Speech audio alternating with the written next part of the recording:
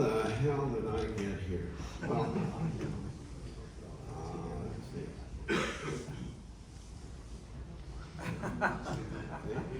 And I didn't carry a car here either, by the way. But anyway, I put this up, and it's the last time you'll see a lot of words because you know, this is what I use when I do my various trainings. I'll put this up, and just to let people know that yes, I do some things that are more than automotive. I'm going to go backwards.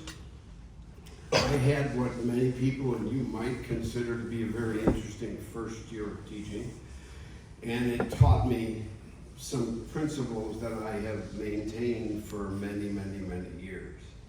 And I hesitated to put some years in here, but I figured I had to. I graduated high school in 1964. I realized many of you weren't born then, but that's beside the point. My goal, you know, we all have goals in life, right? My goal was to be a U.S. Senator. Automotive teacher, right there. I mean, they're started college as a social science major with a poli-sci minor. Lasted about a year. And at the end of the year, I was on academic probation because I could not keep up with the reading. And I was lucky enough that I was at a school that had an industrial arts program. So I walked across the street from the social science department and crawled into the automotive at Illinois State University. And that worked out well, because I had studied as a vocational automotive person. And like the introduction said, I've taught in high school, I've taught vocational school, community college, aftermarket training, worked with the trade in various emissions programs in Illinois, Wisconsin, Indiana, and now I'm with Consulate interacting with you. I've been a member of NACAT since 1979. When I joined, it was the National Association of College Automotive Teachers. And we had some brilliant person who said, well, you know, we don't want just college, we want to, you know, be inclusive. So let's keep the NACAT and let's change the name of it. Kind of cool. During this time that I've been teaching, I've learned a couple of things which I think are guiding principles.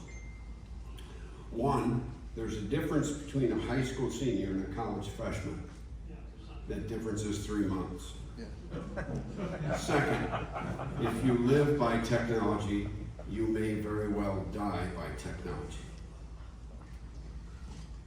And give a student a rubber mallet, he can break an anvil. I said this at a conference that I was teaching, and I had a young man come up to me and ask me what an anvil is. Don't ask me. I started my career teaching with student teaching on April 3rd, 1968 at Bloom Township, Chicago Heights, southwest side of Chicago. History question, what happened on April 4th, 1968? Oh, come on. No history majors?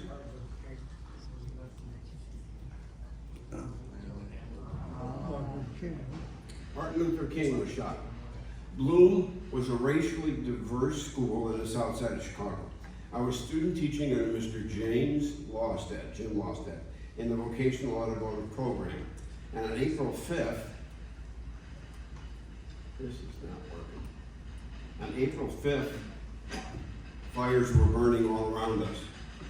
And I walked in the vocational building and was met by Jim. He said, good, you're here, follow me. Yes, sir. And we walked into the angry vocational automotive shop. Two racial sides on the two sides of the shop with the largest open-end wrenches that were in their toolbox, 1.5 inches. And they were ready to go at it. Jim and I walked right into the middle, and my skinny white legs were shaking. Yes, there was a time that I was skinny.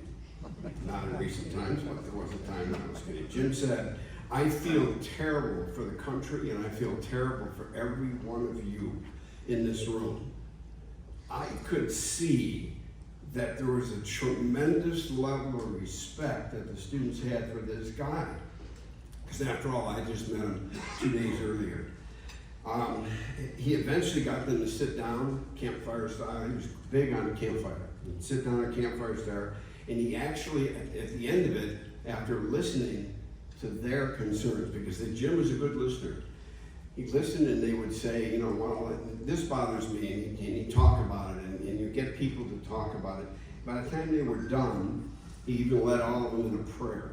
Now, he'd probably be fired for that today, but I learned that this mild-mannered man was a fantastic teacher, and those 9 weeks made me realize that I wanted to be one just like him. He showed me that to be successful, I need to be open to all students, race, creed, color. Smile and listen. Don't talk 100% of the time, which we all tend to do sometimes. Listen at least 50%. Ask questions that get at what he or she does when not in your class. Interesting. Get to know your students. The first impression is going to be the most important. Do a perfect, complicated demonstration on the very first day. And when I was there, he rolled a Sun Electric TUT 915. You remember those? Those so many older people. TUT 915. Scope, multimeter. And he said, not during class, but after class when nobody's around, lock the door, bring a car in or whatever, and learn how this piece of equipment works. And when you get really good with it, and I'll give you 2 days, then I'm going to introduce you to the class, not as a student teacher, but I'm going to introduce you as a teacher, because that's what I want you to be. Fabulous guy. When new students arrived, he'd call a campfire moment. And, you know, introduce yourself. Hey, what's your name? And he'd talk to them, you know, and get everybody. And the other thing about it is, again, it's a racially diverse crowd. I mean, all nations, League of Nations, literally. And he used to say periodically, when you walk into this room, you're not black, you're not bright, you're not white, you're not brown, you're beige. And students go, beige? Yeah, because I don't recognize color. And he didn't, and he was phenomenal at that.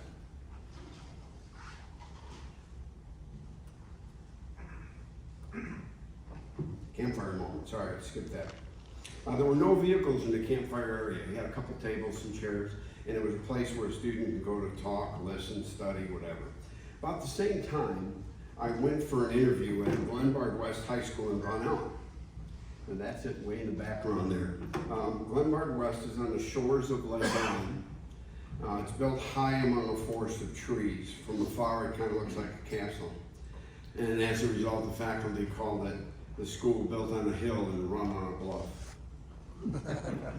Students simplified it, they just called it the dump on the hump. This turned out to be an interview for a 4/5 automotive teaching position.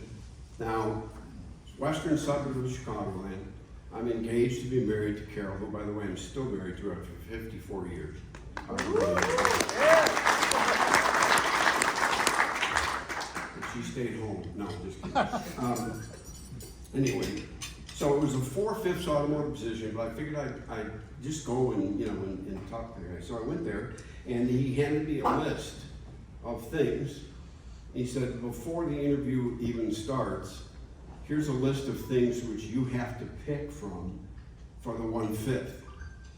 And I went, oh, okay. And when the list started, the first one was German teacher. Yeah, last name is Santini. No. Okay. So anyway, 2/3 of the way down the list, driver's ed. Now, I had a driver's ed minor that I never wanted to use. I decided partway through, you know, even student teaching, I didn't want to do it. But I got the job because I could do driver's ed. It had nothing to do with my automotive or anything. I mean, it was like, you can do driver's ed? Yes. You got the job. Can we talk about automotive? Oh yeah, we'll talk about it. Driver's ed. Driver's ed was the important thing. My only claim to fame was watching the 1986 Indianapolis 500 race and seeing my driver's ed student, Bobby Rahal, win the race. Only claim to fame. Here's my other non-claim to fame. Toward the end of the term, and I was teaching one-fifth driver's ed. The driver's ed department chairman came up to me and said, "Al, have all of your students gotten out of the parking lot?" "No, I have Jason. Jason does not belong on the road." "Well, all of our students have to drive on the road." "Oh, come on, Don, give me a break." You know, no, it's a rule. Oh. So, again, Renberg West is on a lake, and the road around it is appropriately called Lakeshore Drive. And it's one way, 2-lane, one way. So as you go around the lake from west to east, as you go around the lake, you have on the right-hand side, your left, on the right-hand side, hills and mansions, $1 million mansions. These are in the 60s, $1 million mansions. And then the road, and about 8-10 feet, there's Lake Ellen. Our driver's ed car was a 1968 Pontiac Bonneville. A tiny little car. I had a driver's ed brake on the floor, and I had a kill switch that grounded the negative of the coil. That's it. So we left the parking lot, 2 girls in the back seat, Jason driving, and me with my foot poised over the brake. As he aimed our vehicle, then he would do this. Okay, eyes probably dilated, you know. He maintained his death-like grip on the steering wheel with his eyes fixed. There was silence in the back, which is really unusual. If you've ever taught driver's ed, it's really unusual to have 2 kids in the back not talking, or nowadays probably on cell phones. So on the right side of Lakeshore Drive is these driveways. And this woman starts coming down her driveway in a red Porsche. See, after all these years, I still remember the car. That's going to tell you something. Come down, and Jason's got his eyes, and he looks over, and before I could grab the steering wheel, he cranks it left, floors it, and I hear the floor barrel go, whoa, and I know I'm in deep shit. I got both feet on the brake, but we're still moving. And I'm able to stop the car with the kill switch just as we drop the front wheels into the lake. Plop. Remember, I've been teaching for at least 25 minutes at this point. No, I've been teaching for a couple of months. I'm still a freshman teacher. So anyway, I tell Jason, it's okay. Now, I'm not going to say it's happened before because it hasn't, but it's okay. We need to get the car out of the lake if we can. So put the car in park, car's off already, turn the key off. I flip the kill switch back to the on position, and I said, okay, start the car, good. Put the car in reverse, and very slowly, a little bit of gas, let's see if we can pull out. Jason goes, we dig 2 holes in the ground.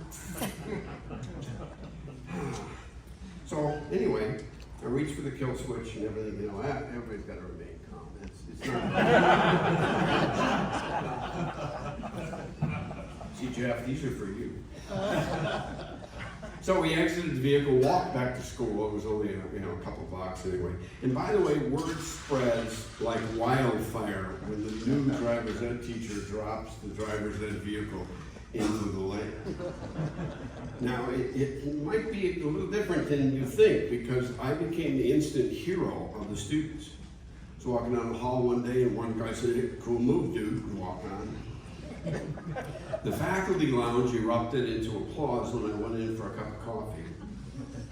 And the principal said he mentioned to me that he wanted to discuss with me some educational strategies to maintain control of the situation. I'll keep that in mind. So when the tow truck delivered the Pontiac, I had them drop it near the auto shop, and I drove it up the hill and brought it in, put it on a hoist, and looked around, make sure everything was still in decent shape. When I lowered it back down on the ground, popped the hood, the very first thing that I noticed was the driver's ed brake was hydraulically connected to the front wheels. Now you got a 1968 Pontiac Bonneville. What is it? It's rear drive. So that's why we were able to continue moving toward the lake until they hit the counselor. So that's really special, isn't it? So I went to Jason's counselor, and this is the part that I carry with me now. All this. Miss Marlena Babb, now I probably shouldn't use her name, but she passed away, which was probably a blessing, anyway, for those of us that are teaching. So I went in and I said, Ms. Babb, my name's Al Santini, and I've got Jason, won't use his last name, in my driver's ed class behind the wheel, and we just had an incident that, she stood up and she said, "You mean they're letting him drive?" And I said, "Wait, aren't you his counselor? Don't you know where he is at? Don't you know where you put..." You can imagine how much education went on in my head at that point in time about counselors. Just went like this. Perfect. All the years that I taught, you find a good counselor, you hang on to that person. And when you don't have good counselors, bring them all down to your shop, to your classroom. Let them see what you do. Bring out every piece of equipment that has wires or whatever, and show them. And maybe even have advisory committees talk to them, or advisory committee members, talk to them and explain to them what it's like to be in this trade. That, we need certain people, that's for sure. Force feed them information. Get the counselors on your side. Make sure you check any automotive work also. Okay? Pretty important. During my first year in teaching, still in the first year by the way, I met Bill Johnson, the Dean of Students. He had a style of dealing with students that just drove some faculty crazy. But man, did he have a way with my students. He would get into their life and get them and get the instructor to understand what was going on in this kid's life. The kids called him Wild Bill. And he, like I said, he really had a way with students. And it was handled in the classroom. They knew that they could go to him with a problem no matter how personal or private, and he would listen. Bill told me after the Cardinal Lake incident, "Al, or Santini, I'll let you know when you've arrived." It was like, okay. What does this mean? Anyway, months later, he asked me to come to his office during my prep period. So I, walked down, got to his office, and he said, "Follow me." We walked down the hall together into the boys' bathroom. He pointed to a urinal that had my name next to it and said, "You're nothing till you make this shit house wall." I'm sorry.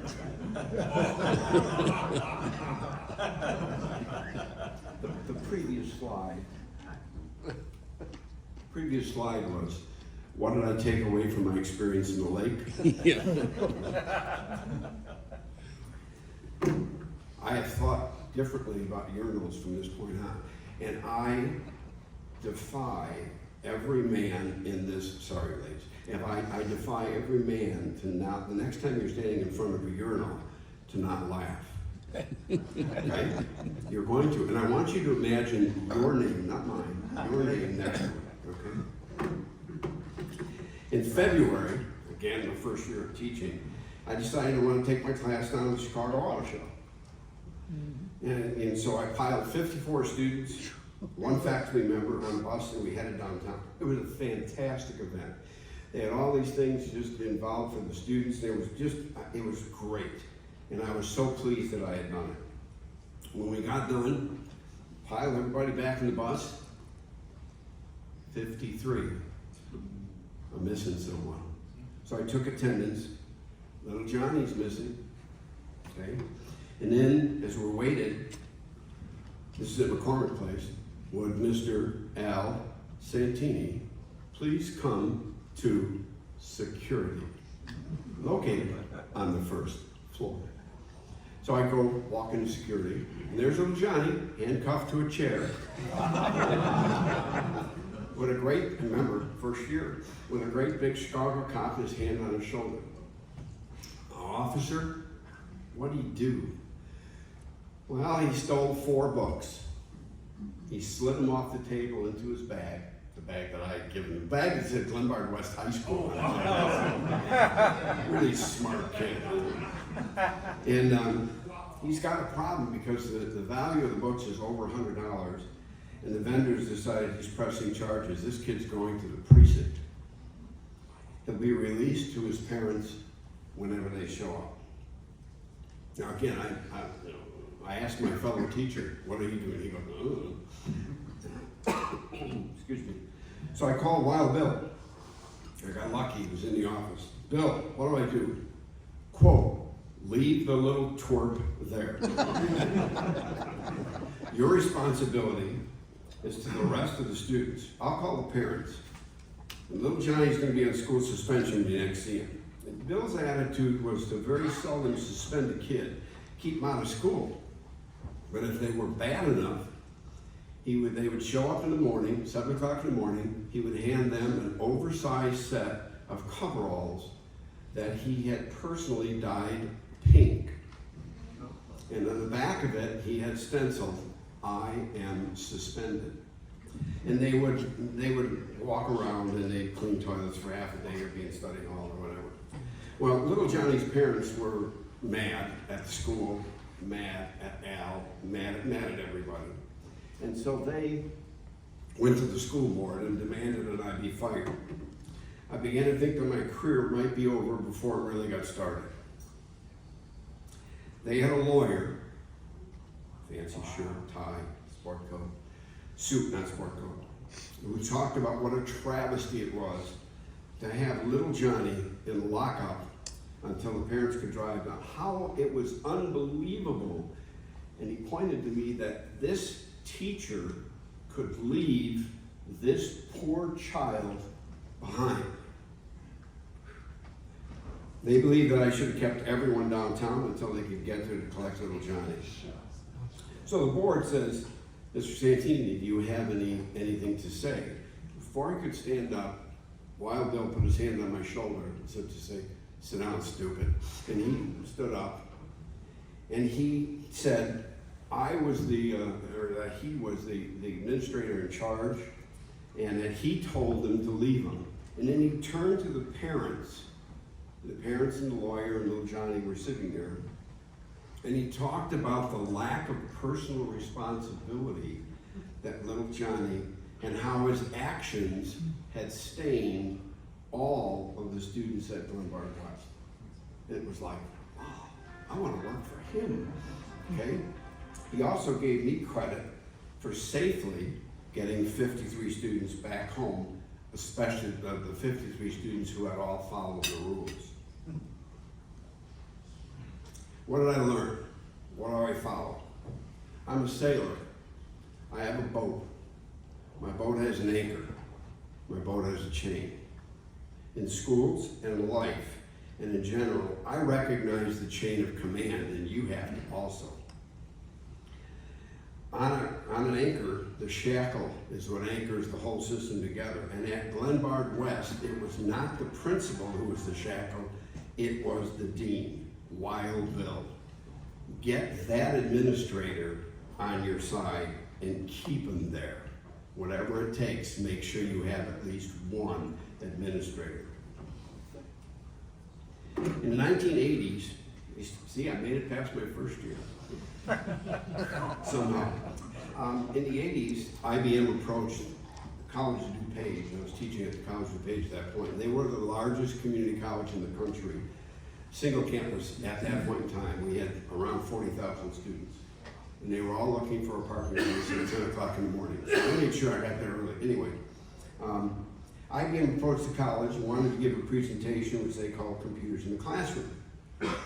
So the college obliged, and we declared a countywide institute day, and we brought 6,000 DuPage County teachers to our auditorium. Most of them didn't want to be there, but they were there anyway, okay?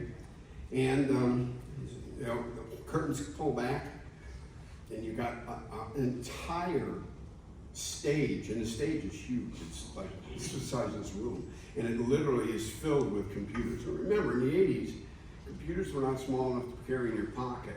They were massive things. And this 14-year-old IBM employee, all right, maybe he was 22, walked out on stage, grabbed the mic and said, "Teachers, are you ready to see how you can use computers in the classroom?" And everybody went, "Oh, God, what time is lunch? What's for lunch?" And it didn't take us long to realize that if we didn't go along with this guy, we'd still be there. So last time, everybody claps and yeah, we're ready. So he walks over to an oversized switch on the side and he says, "Teachers, let's see how you can use computers in the classroom." And he flips the switch. Nothing. Crickets. There were tumbleweeds rolling across the front of the stage. Absolutely nothing worked.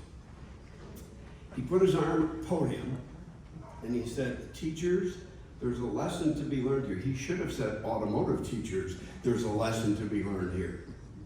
If you live by technology, you may very well die by technology." I added to that, to err is human, but to really screw up, you need a computer. What we do is we involve our students on a day-to-day with technology.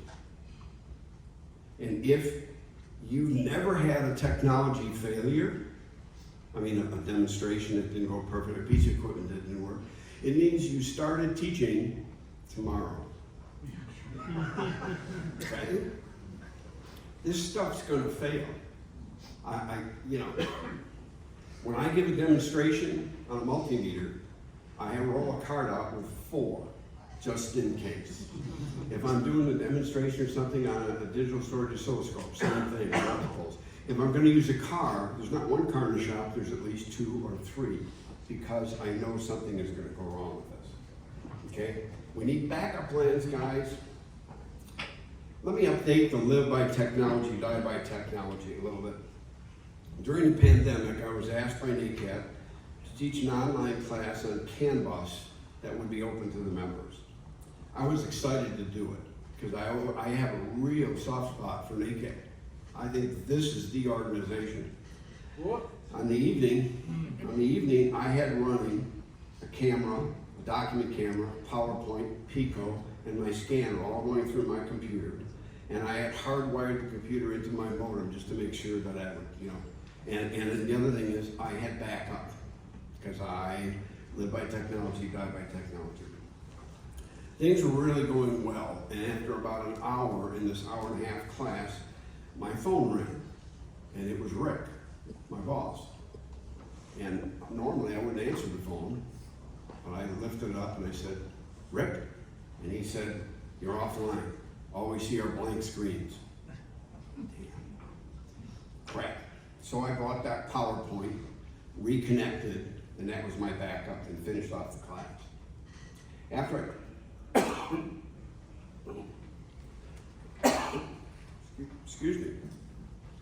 After I cleaned up my garage and I walked through the living room where Carol, my wife, was watching TV. And being a great person like she is, she said, "How did it go?" See, Carol and I got married a long time ago, and we married for better or for worse. I couldn't do any better, she couldn't do any worse. So we have a working relationship. Now, Faye, Jim is laughing back there.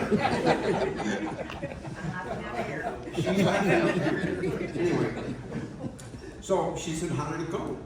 And as I told her, she paused the movie that she was watching. And I said, "Honey, when did you start watching Netflix?"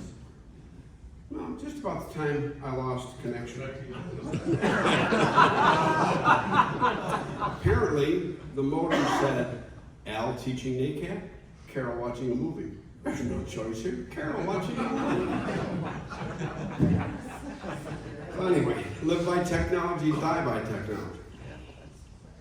About 11 years ago, I was working for the Illinois Environmental Protection Agency, teaching technicians. was teaching them how to fix cars that failed the emission test. And I had worked for them for almost 10 years. It's been a good relationship. The EPA director, which I didn't even know because I never saw him, he was down in Springfield, Illinois, and I taught in Northern Illinois, asked if I could put together a watered-down class on our OBD test and give it to the army of mostly women that were answering their phones in Springfield. So I wrote and taught one afternoon in Springfield. Good class, a good group of people. 2 weeks later, my immediate supervisor, Ken, called me, and this is a quote. Al, there's a new sheriff in town, and there will be no more Illinois EPA classes for you to teach. I was effectively being fired. And it was like, okay, why? And he said, I don't know why. What do you mean you don't know why? He said, well, let me ask a couple of questions. You gave a class down in Springfield, right? Yeah. How'd the class go? I think it really went well. It was well received. You know, there were evaluations written in. Did you talk to, I won't use the director's name because he's still the director. Did you talk to the director any? And I said, well, he took me out for dinner, and you know, we talked. And he said, did you, what did he ask you any questions about the program?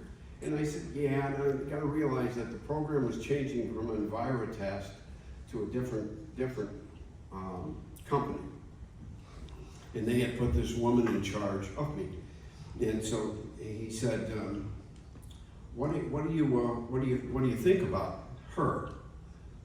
And I chose my words very correctly.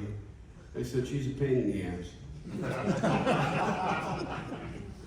And he said, oh, okay. What about the program? I don't know what she's doing, but you know, anyway. So now Ken, again, who's my supervisor, says, Al, when are you going to learn to keep your...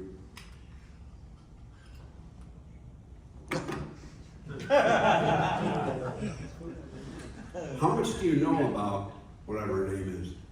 Not much. She's new to the area, recently married. She's moved up here with her husband. Her husband works for some other company, I don't know. He said, okay, did you happen to know that she's sleeping with the director?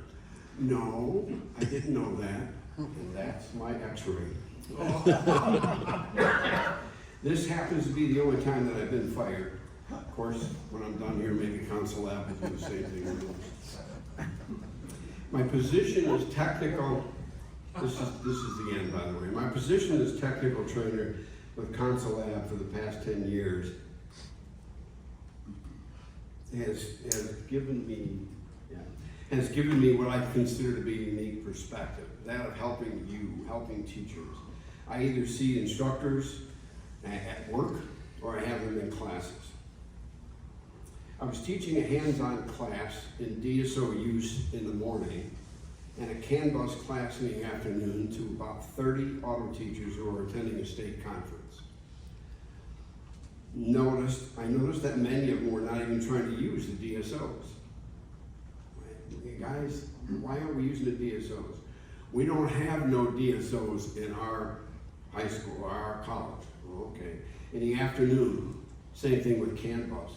We have no time to teach it, really. So later on, I'm in a school in another state. Actually, I consider it to be the state of confusion, but that's beside the point. I walked into the tool room. Beautiful tool board. Hanging on a tool board, 1, 2, 3, 4, 5, 6, 7, 8, 9, 10 timing lights. And below the timing lights are 10 tack dwell meters. Now I realize some of you have never seen a tack dwell meter, and that's okay. That's perfectly fine. So then now I got these people in class, you know me, I've taken my foot out of my mouth and I'm getting ready to put my other foot in. And I said, I couldn't help but notice, the tool. And I said, how much time do you guys spend on breaker points? One guy says 2 to 3 weeks.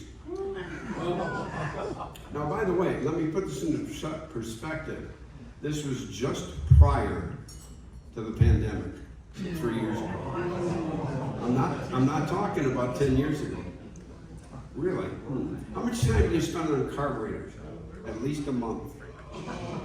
Now we're talking close to 2 months that I personally believe I have now been pissed away in areas that, really?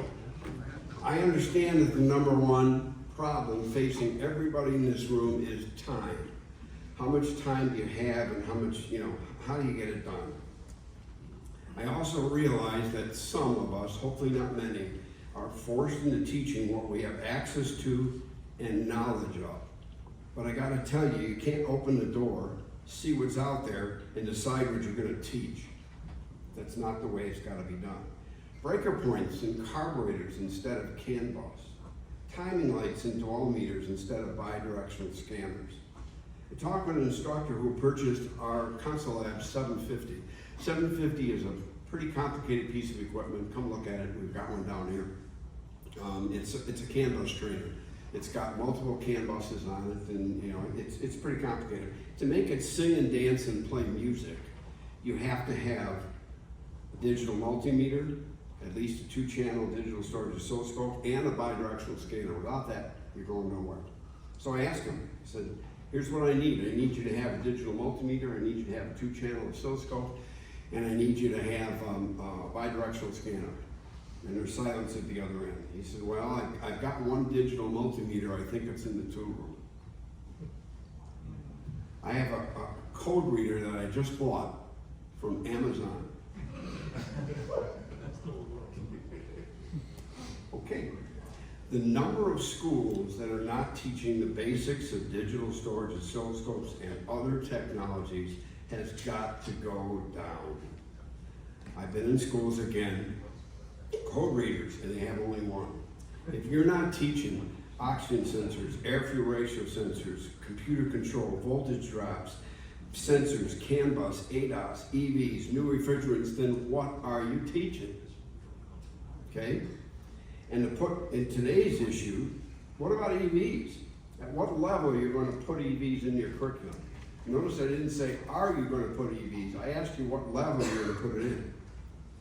I was sent a picture by someone in this room, a picture of a sign over the overhead door in a college.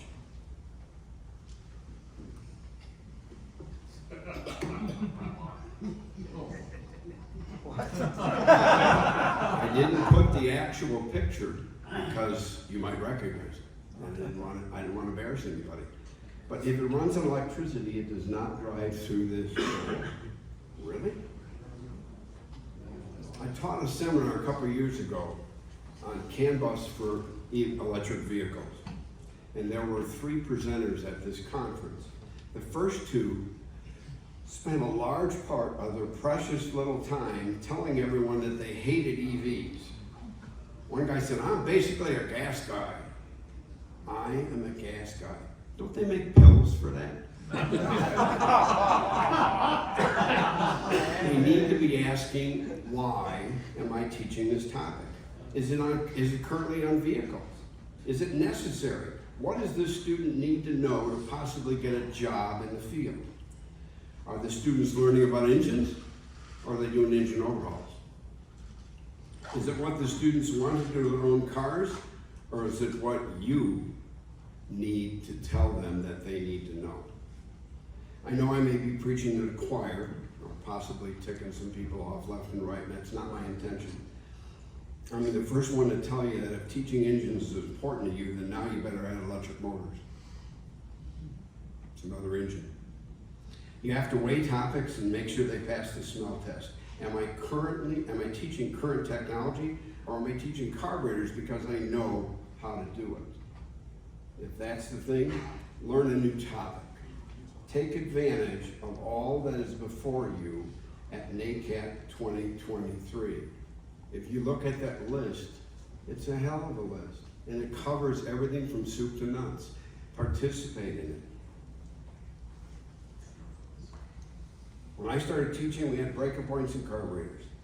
A few years later, everything started running toward electronic control. 12 meter goes in the bottom drawer, scope comes out. Change with the times. Do everything in your power to not open the door and teach what is sitting out there. This is not 1968. Teach the students why they need information. Give them a black and white wiring diagram and ask them to go follow a wire on the car.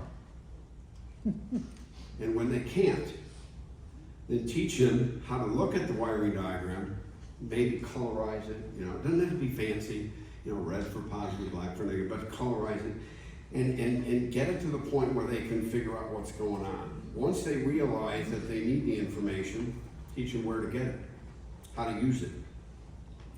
I personally believe that all automotive knowledge available to us comes in 3 categories. The first category is need to know. What's in this? Well, covers about 25%, I think. These are my numbers. The basics of circuits, hands-on Ohm's law, ignition, fuel control, wiring, communication, safety, EVs, meter use, CAN bus, bidirectional standards, on and on and on and on and on. Is it necessary, basic knowledge to be successful and be safe? If so, it's in the need to know category. The second category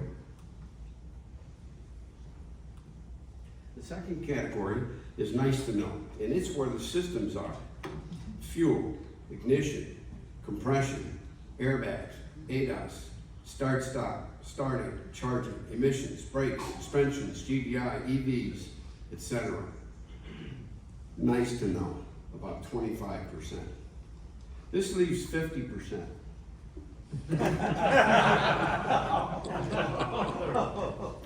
In a category that I call bullshit. Okay? So what's in this group? Only outdated, seldom used systems that may still be in the curriculum. Again, I believe we should be asking ourselves, the topic that I'm thinking about, is it a relatively current topic, and or will my students need to know this on a daily basis? Is it a convertible skill that fits the future? Teach these topics and look around your area of the country or district and see what your college are teaching. Do you have a timing light and dwell meter teacher in your district?